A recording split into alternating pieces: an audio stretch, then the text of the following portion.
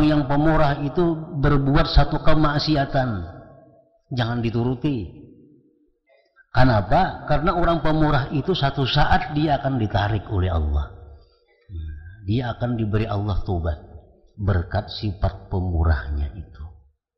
Ada orang pemurah misalnya, ini berbuat maksiat, kita hendak nuruti, jangan dituruti. Karena orang pemurah itu dia sangat mudah untuk ditarik, dikembalikan oleh Allah Subhanahu wa taala ke jalan yang benar.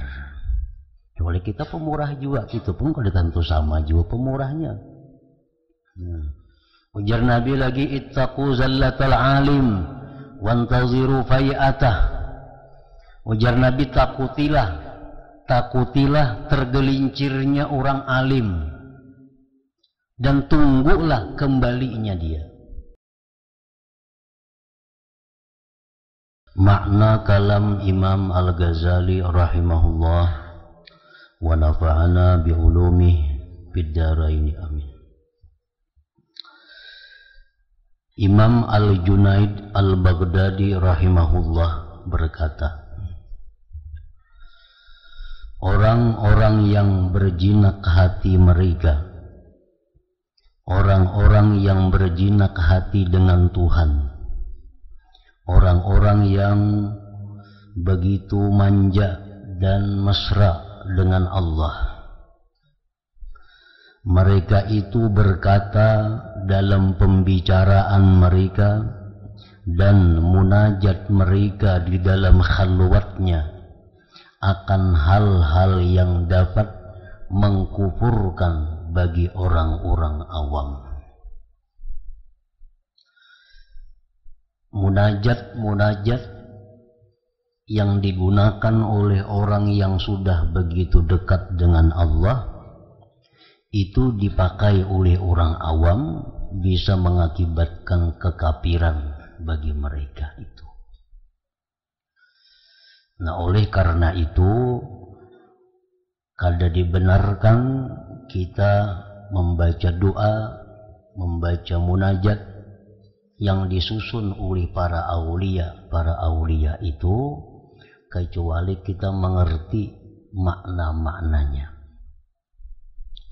Lain halnya dengan doa yang diajarkan oleh Nabi, nah itu untuk umum. Doa yang diajarkan oleh Rasulullah Sallallahu Alaihi Wasallam, baik kita mengerti atau kada mengerti maknanya, itu sudah sah. Karena doa Nabi berlaku untuk semua golongan. Kada betaha salah, kada betaha luput. Nah, demikian pula doa-doa yang ada dalam Al-Quran. Walaupun kita kada paham maknanya, kita baca itu sudah berpahala. Kita kada mengerti artinya Rabbana taqabbal minna innaka antas sami'ul alim wa tub alaina innaka antat tawwabur rahim misalnya. Walaupun kita kada mengerti, baca sudah jadi doa itu. Karena itu Al-Quran untuk umum. Nah, tetapi kalau doa-doa yang dipraktikkan oleh para aulia, doa yang dipakai oleh Imam Junaid Baghdadi, doa yang dipakai oleh Syekh Abdul Qadir Al-Jilani, doa yang dipakai oleh Al-Faqihul Muqaddam, nah itu kita kada bisa mentah-mentah menerima. Kita mesti tahu dahulu beliau membaca doa itu dalam keadaan apa. Nah, barangkali kalimat-kalimat itu kada pantas untuk kita, karena beliau itu mengucapkan doa itu dalam keadaan hati yang sangat dekat, yang sangat mesra dengan Allah. Nah, kita kalau memakai kalimat itu bisa membahayakan kita, bisa membuat kita kafir jadinya. Doa dari Syekh Abdul Qadir Jilani belum tentu baik untuk kita. Doa dari Junaid Baghdadi bagus doanya untuk sidin, sesuai dengan makam dan kedudukan sidin di sisi Allah. Nah, kalau kita lihat dulu artinya cocokkah lawan kita nih, artinya pantaskah lawan kita amalkan doa ini. Namun kada cocok, Jangan diamalkan kalau memang itu doa beliau susun waktu beliau bersangatan dekat, bersangatan jinak dengan Allah Subhanahu wa ta'ala. Pada suatu kali Al-Junaid Al-Baghdadi ini berkata, jikalau pembicaraan orang yang berjinak hati itu didengar oleh orang awam, niscaya mereka itu mengkafirkannya. Nah, doa-doa orang itu, doa-doa orang yang sudah jinak dengan Allah, kalau didengar oleh orang awam, itu bisa dianggapnya kafir doa itu. Nabi kita pernah berdoa dengan Allah dalam satu kejadian, yang mana kejadian itu sangat kritis dalam peperangan Badar. Nah, perang Badar itu merupakan perang besar pertama kaum muslimin dengan orang kafir Quraisy. Orang Islam berjumlah 313 orang dengan peralatan yang sangat sedikit, sedangkan orang kafir lebih 1000 peralatan yang lengkap. Nah, berhadapan dua pasukan ini. Nah, di situ Nabi kita lawan Tuhan dalam keadaan yang sangat jinak, sehingga beliau menyampaikan doa kepada Allah. Ya Allah, dalam bahasa kitanya, jika kami hari ini kalah dalam perang Badar ini, Engkau tidak akan disembah orang lagi selama-lamanya.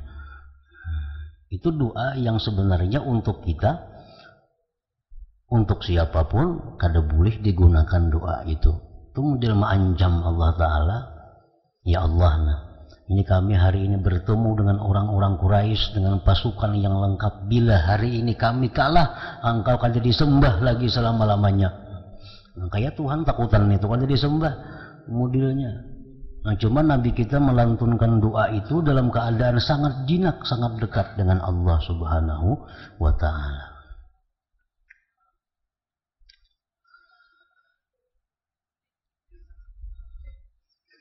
Kayak kita misalnya berdoa, nah ya Allah umpamanya, kabulakan doa ulun ni nah, ulun banyak hutang, lunasi akan hutang ulun. Bila pian kada lunasi ulun bakapir, ada artinya doa kita, besar kafir bujuran kita. Mengancam Tuhan angka itu, karena kita kedudukan kita, makam kita kada seperti makam-makam orang yang para aulia itu. Ya Allah, nah hamba susah, bila kada sugih hamba bakapir. Ada peduli Tuhan 1000 kita bakapir, kada ada urusannya bagi Tuhan, kada mengganggu kebesaran Tuhan, kada mengganggu keagungan Allah.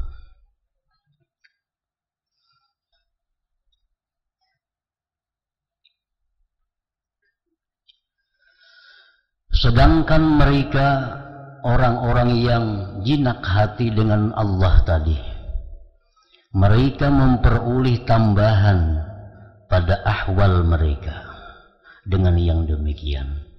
Nah, padahal mereka dengan kata-kata yang tadi justru bertambah dekat dengan Allah. Dan yang demikian itu mungkin untuk mereka dan layak bagi mereka.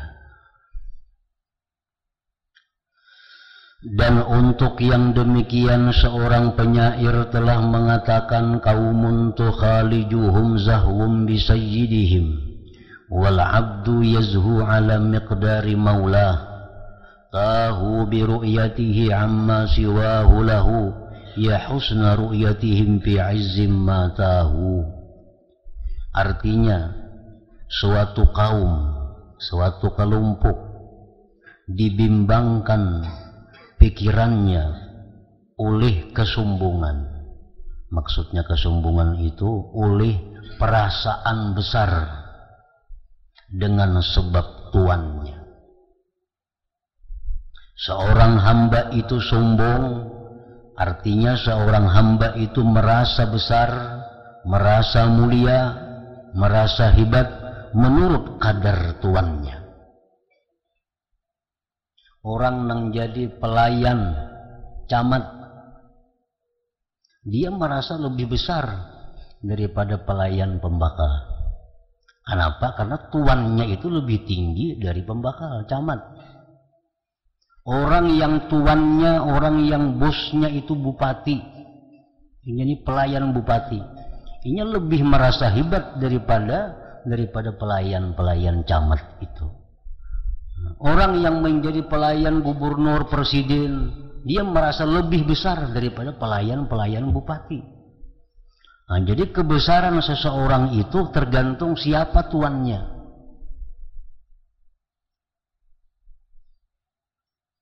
Mereka sombong, mereka merasa besar dengan melihatnya dari orang lain kepadanya.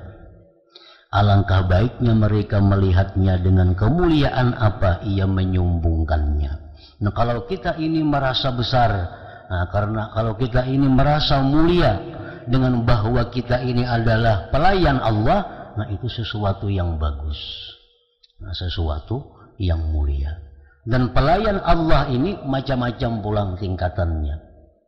Macam orang pelayan, orang tuan juga macam-macam. Ada pelayan tuan yang menyiapkan makannya, ada pelayan tuan yang menyiapkan pakaiannya, ada pelayan tuan yang tukang basuh kendaraannya, ada pelayan tuan yang tukang kebunnya. Nah, pelayan Allah pun demikian kedudukan makamnya. Pelayan Allah pun seperti itu. Ada yang begitu dekat dengan Allah. Ada pelayan Allah yang jauh daripada Allah. Walaupun sama-sama daripada pelayan itu.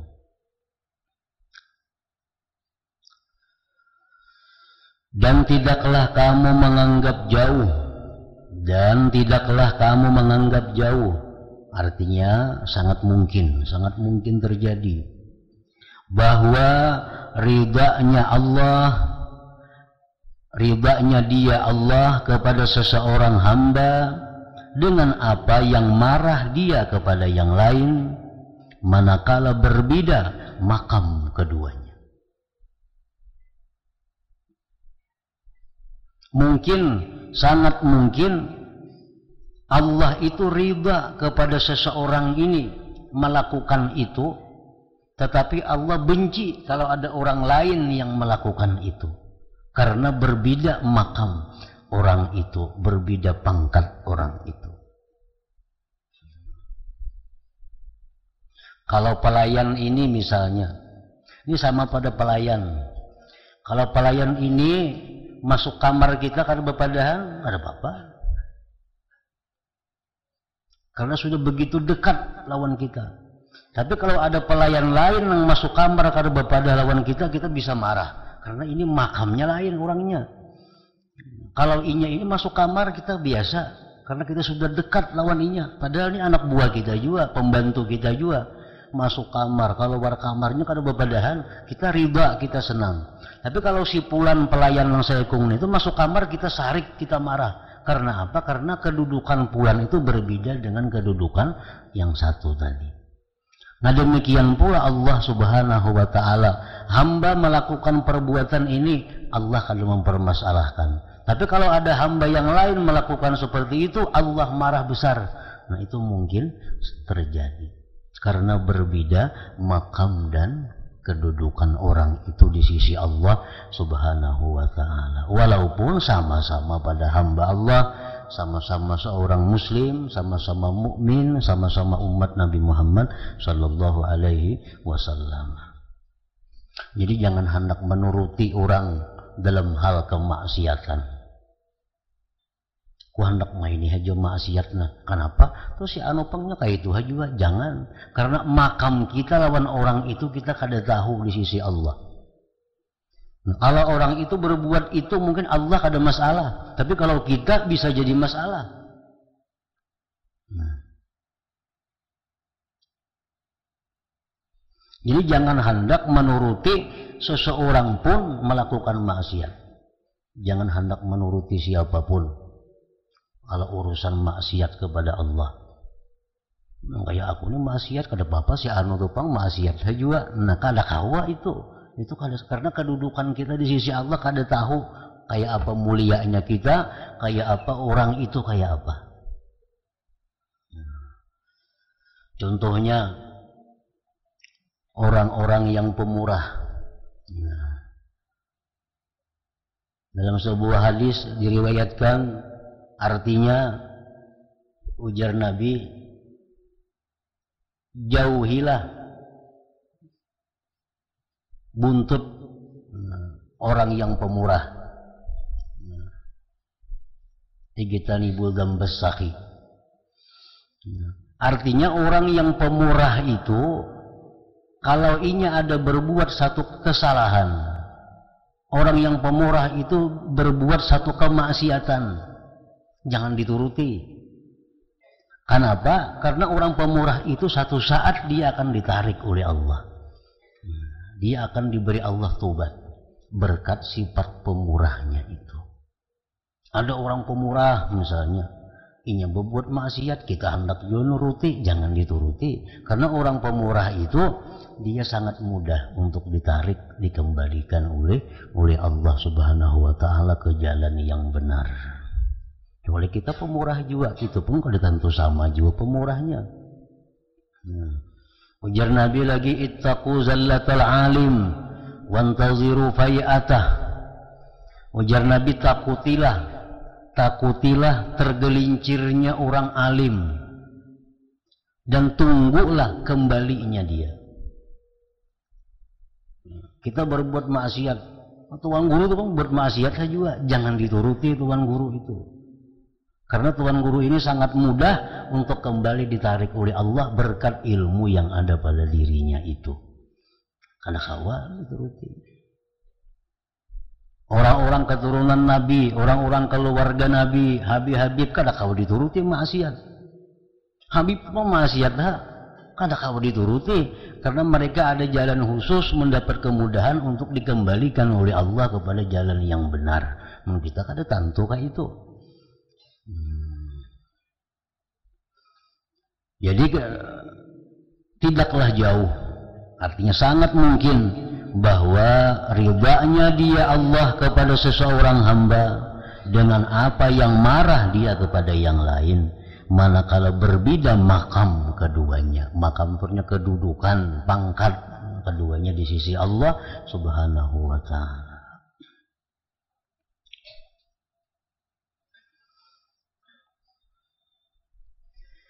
Maka semua kisah dalam Al-Quran itu sebagai peringatan-peringatan bagi orang-orang mempunyai mata hati dan mata kepala, sehingga mereka melihat pada Al-Quran dengan penuh i'tibar. Sesungguhnya orang-orang yang mengambil i'tibar itu hanya beberapa nama. Hanya sedikit ada orang-orang yang bisa mengambil i'tibar di dalam Al-Quran itu. Quran itu banyak kisah. Cuma sedikit sekali orang yang bisa mengambil i'tibar dari kisah-kisah yang ada di dalam Al-Quran itu. Adapun kisah yang pertama adalah kisah Nabi Adam alaihi salam dengan iblis. Iblis hamba Allah, ahli ibadat. Kayak apa Pak ibadatnya iblis? Kada ada sejangkal pun dari langit itu melainkan pernah iblis sujud padanya. Kayak apa luasnya langit itu? Berapa lapis langit? Kada ada sakilan jiwa pun melainkan iblis pernah sujud kepada Allah di tempat itu. Nah, iblis. Di Quran dikisahkan lagi Adam. Nabi Adam ini makhluk baru. Makhluk yang baru daripada iblis. Artinya betutuhaan Tuhan iblis pada Nabi Adam ini. Bukankah engkau telah melihat bagaimana keduanya bersekutu pada nama maksiat dan menyalahi? Adam menyalahi Allah, iblis menyalahi Allah. Salahnya Adam apa? Memakan buah khuldi yang dilarang oleh Allah. Salahnya iblis apa? Kada mau hormat kepada Nabi Adam, makhluk baru yang diciptakan Allah. Nah, sama-sama dua orang ini melanggar melanggar hukum Allah.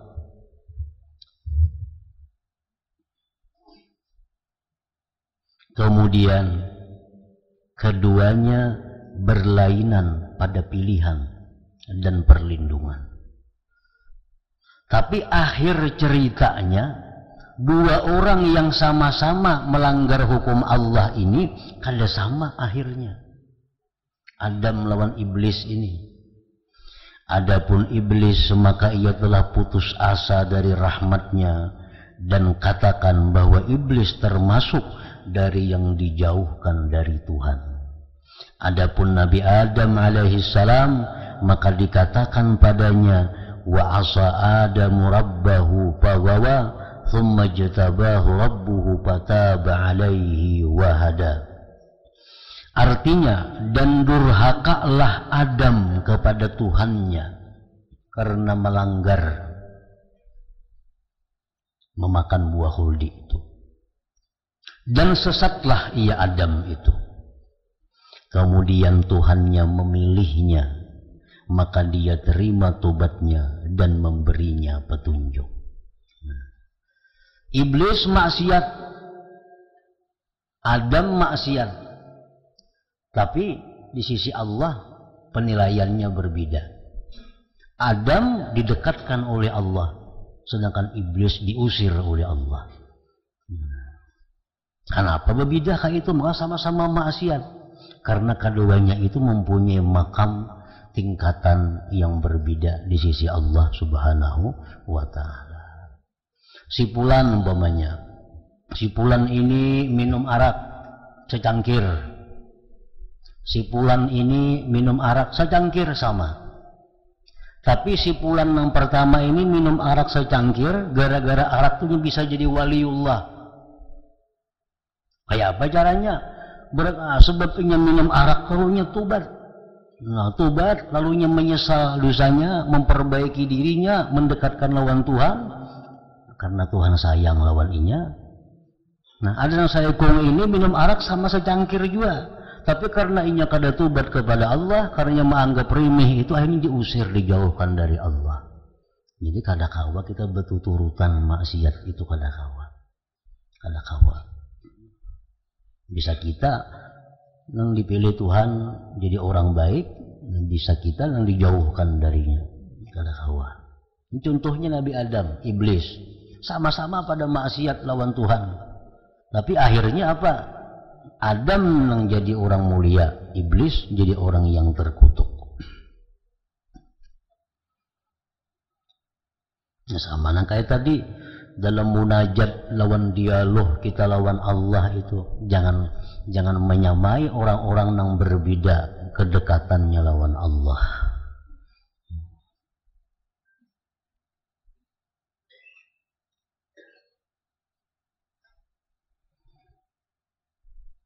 Maka dia diterima tobatnya dan memberinya petunjuk. Dan Allah Subhanahu wa ta'ala mencela nabinya sallallahu alaihi wasallam. Allah Subhanahu wa ta'ala mencela nabi kita.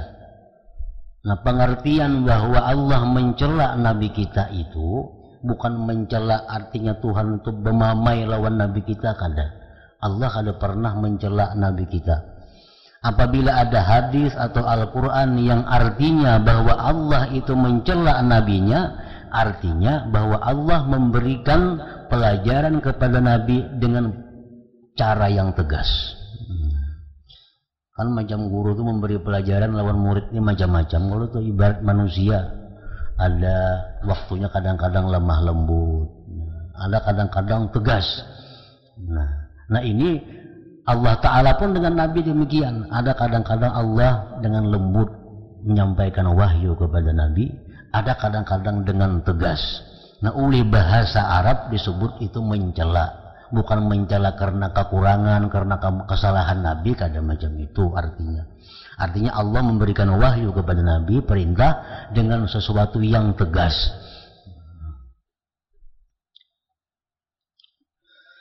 Ketika Rasulullah Sallallahu Alaihi Wasallam memalingkan muka pada seorang hamba dan menghadapkan muka pada hamba yang lain, Ini Nabi ini ada 2 tamu nang dihadapi sidin.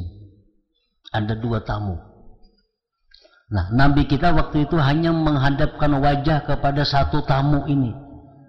Tamu nang saya kemudian kada dihiraukan oleh Nabi. Kada dihiraukan oleh Nabi.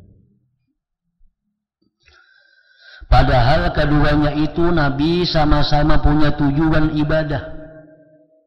Padahal tindakan Nabi itu, niat sidin itu adalah ibadah. Kenapa sidin memalingkan muka, menghadapkan muka ke sini aja, kada ke sana? Tujuan sidin itu baik, tujuan sidin itu ibadah. Tapi ditegur oleh Allah. Nah, ditegur oleh Allah. Akan tetapi pada waktu itu keduanya berbeda. Berbeda. Kenapa Nabi kita ditegur oleh Allah? Pada tujuan sidin itu ibadah. Memandang 1 orang ini aja nah, nang saya punya kalau dipandang sidin. Tujuan sidin itu bagus. Tapi Allah menegur. Kenapa Allah menegur? Karena makam di sisi Allah lebih mulia nang kalau dipandang Nabi itu orangnya. Nah, makam di sisi Allah mulia, yang lebih mulia yang kada dihiraukan Nabi itu orangnya. Lalu Allah menegur, jangan hanya memandang ke sana. Sebab nang kada dipandang itu kedudukannya lebih mulia di sisi Allah.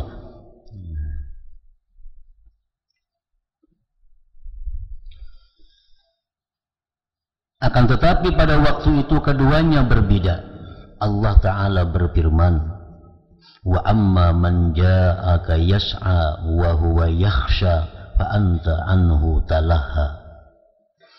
Artinya, dan adapun orang yang datang kepadamu dengan bersegera untuk mendapatkan pelajaran, sedangkan ia takut kepada Allah, maka kamu mengabaikannya. Nang sebelah kanan nang kada dihirani Nabi ini pada orangnya jar Tuhan itu orang baik. Itu orang yang punya kedudukan tinggi di sisiku. Allah Ta'ala berfirman pada ayat yang lain, amma man istaghna fa anta lahu tasadda. Artinya adapun orang yang merasa dirinya sudah cukup, pembesar Quraisy, maka kamu melayaninya. Ini tokoh-tokoh Quraisy yang belum masuk Islam. Kenapa engkau melayani mereka itu? Kadang menghiraukan orang-orang yang punya nama di sisi Allah Subhanahu wa Ta'ala. Padahal tujuan Nabi itu bagus, niat sidin itu bagus. Nah, beliau kadang menghiraukan ini karena beliau sudah tahu orangnya sudah kuat iman. Nah, orangnya sudah Islam, imannya sudah kuat. Walaupun ini kadang dihiraukan, tetapnya kadang merubah keimanannya kepada Allah dan Rasul. Adapun ini orang yang hendak dibujuk Nabi supaya masuk Islam. Lalu Nabi perhatikan, bujur-bujur Nabi hadapi, Nabi layani. Tujuan sini supaya ini orang mau masuk Islam. Nah, kan tujuan sini itu bagus. Ditegur oleh Allah Ta'ala. Karena ingin 2 orang ini, orang yang satu ini orang yang punya kedudukan mulia di sisi Allah Subhanahu wa Ta'ala. Seperti demikian juga Allah memerintahkan kepada Nabi sallallahu alaihi wasallam untuk duduk bersama suatu golongan. Allah Azza wa Jalla berfirman, wa idza ja'aka alladziina yu'minuuna bi ayatina faqul salamun alaikum. Artinya, apabila orang-orang yang beriman kepada ayat-ayat kami itu datang kepadamu, maka katakanlah salamun alaikum. Keselamatan bagi kalian. Artinya bila datang kepada engkau wahai Rasul, orang-orang yang beriman, maka terimalah mereka, layanilah mereka itu, ajarilah mereka itu. Dan disuruhnya Nabi SAW berpaling dari selain mereka. Allah Ta'ala berfirman, wa idza ra'aital ladzina yakhuduna fi ayatina fa'rid anhum. Artinya, dan apabila kamu melihat orang-orang yang memperuluk-ulukkan ayat-ayat kami, maka tinggalkanlah mereka itu. sampai pada firman Allah, fala taq'ud ba'da dzikra ma'al qaumil zalimin, artinya maka janganlah kamu duduk bersama orang-orang yang zalim itu sesudah dapat peringatan dari Allah Subhanahu wa taala. Allah Ta'ala berfirman lagi, wasbir nafsaka ma'al ladzina yad'una rabbahum bil ghadati wal 'ashyi, artinya maka bersabarlah kamu, bertahanlah kamu bersama orang-orang yang menyeru Tuhan di pagi dan sore hari. Nah, jadi di sini kisah-kisah Al-Qur'an. Al-Qur'an semuaan. Kisah-kisah ini adalah menunjukkan bahwa manusia itu berbeda-beda makam dan kedudukan mereka di sisi Allah Subhanahu wa taala. Dan Rasulullah diajarkan oleh Allah bagaimana cara menghadapi orang-orang yang punya kedudukan tinggi di sisi Allah, bagaimana menghadapi orang-orang yang belum ada punya kedudukan di sisi Allah. Nah, diajarkan di dalam kisah-kisah tadi. Maka seperti itu juga al-imbisat dan al-idlal itu mungkin dari sebagian hamba, tidak dari sebahagian yang lain. Di antara imbisatnya kejinakan hati itu adalah ucapan Nabi Musa alaihi salam, in hiya illa fitnatuka tudillu biha man tasha wa tahdi man tasha. Artinya itu hanyalah cobaan dan dari engkau sesatkan dengan cobaan itu siapa yang engkau kehendaki, dan engkau beri petunjuk kepada siapa yang engkau kehendaki. Nah, ucapan Nabi Musa ini beliau ucapkan kepada Allah di waktu beliau dalam keadaan sangat jinak dengan Allah. Beliau Nabi Musa munajat kepada Allah di Tur Sina. Begitu bulik ke kampung sekian puluh hari munajat di sana, bulik ke kampung, tahu-tahu penduduk kampung nang Islam ini bermurtad, berpindah Tuhan. Nang dulunya menyembah Allah, sekarang menyembah anak sapi. Karena ditinggalkan Nabi Musa munajat tadi. Lalu Nabi Musa dalam dialognya kepada Allah, melihat orang kampung ini kadang menyembah Allah lagi, menyembah anak sapi. Kemudian Nabi Musa, ya Allah, engkau pun menyesatkan mereka, jadi sesat mereka itu. Nah, madahkan Tuhan menyesatkan Nabi Musa. Padahal itu kata-kata yang sebenarnya kada patut diucapkan kepada Allah kalau dalam keadaan normal seseorang. Tapi begitu Nabi Musa dalam keadaan jinak hatinya kepada Allah, beliau mengatakan, pian pang menyesatkan, sesat kaya mereka semuaan. Nah, itu bahasa kitanya. Dan ucapan Nabi Musa alaihi salam pada memberi alasan dan beruzur ketika dikatakan kepadanya, idhab ila Fir'aun, artinya pergilah kepada Fir'aun, maka ia berkata, walahum alayya dzambun. Ujar Tuhan, hai Musa, datangi Fir'aun. Itu perintah Allah. Ujar Musa, kada hendak datangi Fir'aun, sebab ulun ada salah lawan Fir'aun itu. Nah, wani menantang Allah Ta'ala Nabi Musa nih. Disuruh Tuhan kan datangi Fir'aun. Nabi Musa kada hendak, ulun ada kesalahan lawan inya. Dan ucapan beliau, inni akhafu ayyukadzibuni wa yadhiku sadri wa la yantaliqu lisani, sesungguhnya aku takut bahwa mereka akan mendustakan aku dan sempitlah dadaku dan tidak lancar lidahku. Ujar Tuhan, wahai Musa, datangi Fir'aun, ajak dia masuk Islam. Ujar Musa, ulun kada wani ke situ. Kalau pindah didustakannya kayaknya ulun sakit hati. Nabi Musa menantang Allah, disuruh Tuhan datangi Fir'aun. Nabi Musa, ulun takutan kalau pilih dustakannya, kayaknya ulun sakit hati kada kau bebandir lagi.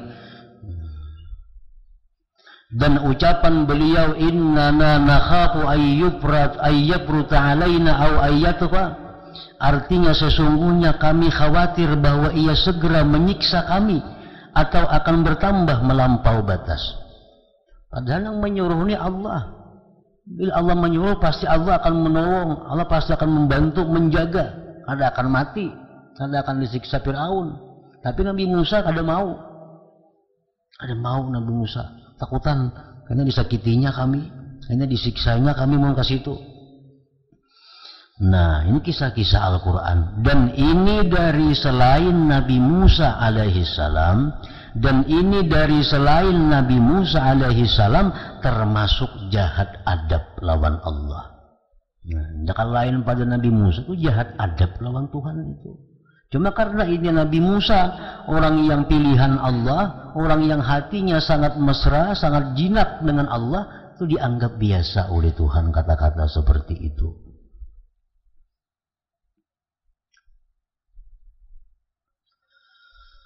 Dan ini dari selain Nabi Musa alaihissalam termasuk jahat adab. Karena sesungguhnya orang yang ditempatkan pada maqamul uns itu berlemah lembut dan dimaafkan. Nah, orang yang berada dalam maqamul unsi, dalam makam jinak dengan Allah, itu tingkah lakunya nang kayak apa aja dimaafkan Tuhan aja. Di saat dalam keadaan seperti itu. Dan tidak dimaafkan bagi Nabi Yunus alaihissalam apa yang kurang di bawah dari ini. Nabi Yunus, Nabi juga, berbuat sesuatu kada seberat Nabi Musa, tapi kada dimaafkan oleh Allah. Nabi Yunus berdakwah di suatu kampung, ada penduduk kampung yang kada maasi. Marah Nabi Yunus, kada menunggu perintah Allah lagi, lari. Padahal kada boleh, mesti menunggu perintah Allah. Lari Nabi Yunus dari kampung itu. Nah, kesalahan Nabi Yunus ini sebenarnya berat Nabi Musa. Karena Nabi Musa kada mau menjalankan perintah. Ya Tuhan datangi Fir'aun, pada hendaknya Nabi Musa. Karena disakitinya ulun. Nah, kan itu lebih berat lagi. Nah, Nabi Yunus ini berbuat kesalahan kada seberat Nabi Musa, tapi dihukum oleh Allah. Nabi Yunus dihukum oleh Allah, maka ia disiksa. Karena beliau ditempatkan pada maqamul qabdi dan haibah, maka ia disiksa dengan dipenjara pada perut ikan yang besar dalam 3 kegelapan. Kegelapan malam, kegelapan laut, kegelapan perut iwak, 3 kegelapan. Dan ia dipanggil sampai hari kiamat. Laula an tadarakahu ni'matun min rabbih lanubidha bil ara wa huwa mazmum. Artinya, jikalau sekiranya ia tidak mendapat nikmat dari Tuhannya, niscaya ia Nabi Yunus tadi dicampakkan ke tanah tandus dalam keadaan tercela. Al-Hasan berkata, al-ara pada ayat ini artinya hari kiamat. Nabi kita sallallahu alaihi wasallam dilarang untuk mengikutinya. Nabi dilarang Tuhan, jangan kayak Nabi Yunus. Dan dikatakan kepada beliau, fasbir li hukmi rabbik wa la takun ka sahibil hud idh nada wa huwa maqzum. Artinya, ujar Tuhan, maka bersabarlah engkau wahai Muhammad terhadap ketetapan Tuhanmu. Dan janganlah kamu seperti orang yang berada dalam perut ikan Nabi Yunus ketika ia berdoa sedang ia dalam keadaan marah kepada kaumnya. Nah, perbedaan-perbedaan ini sebagian daripadanya karena adanya perbedaan pada ahwal dan makam-makam kedudukan-kedudukan.